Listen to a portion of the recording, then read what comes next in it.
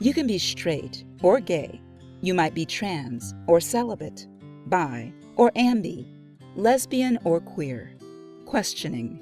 Maybe you're butch or femme, positive, virgin, experienced, transitioning, top or bottom, or both, or everything, or no label at all. There's only one thing everyone should be: informed. In 1964, when Dr. Mary Calderon founded SIECUS, shame and secrecy about sex caused serious problems. There were inhumane laws that criminalized same-gender and mixed-race relationships. Scare tactics and rumors abounded. You can't get pregnant your first time. If you masturbate, you'll go crazy. SIECUS changed that. Here's how it happened.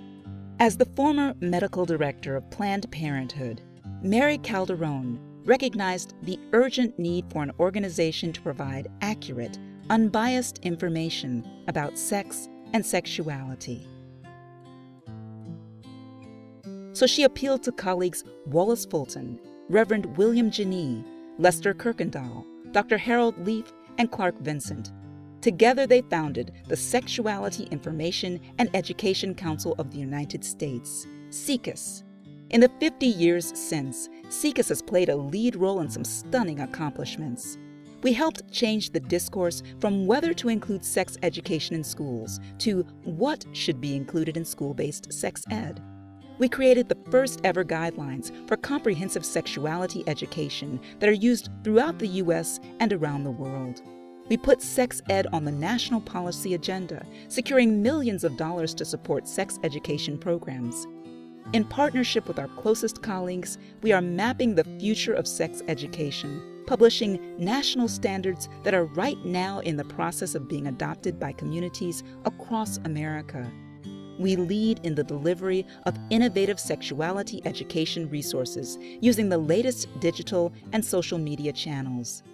The scope of these accomplishments is both broad and deep. Over 50 years, SIECUS staff, board, and supporters have taken thousands of individual actions, speeches, legislative briefings, research studies, publications, workshops, testimony, advocacy, grant proposals, trainings, media interviews. Well, you get the idea. We've done a lot under the outstanding leadership of our presidents, Dr. Mary Calderon, Dr. Barbara Whitney, Dr. Ann Welborn Moglia, Reverend Deborah Hafner, Tamara Cranen, Joseph DeNorcia, Monica Rodriguez. SIECUS has worked on some of the most important public policy issues in our nation's history, including the right to know. In its first year, SIECUS published the first study guides on sexual health. Topics like homosexuality and masturbation were included, very daring for the time. This groundbreaking work continues, with SIECUS releasing and updating its most notable resource, the Guidelines for Comprehensive Sexuality Education, K-12, at regular intervals over the past 20 years. Starting in 1994, SIECUS extended its reach internationally. By the early 2000s, we were using the most up-to-date technology to ensure people's right to know, including cutting-edge websites combined with an entire line of current print resources.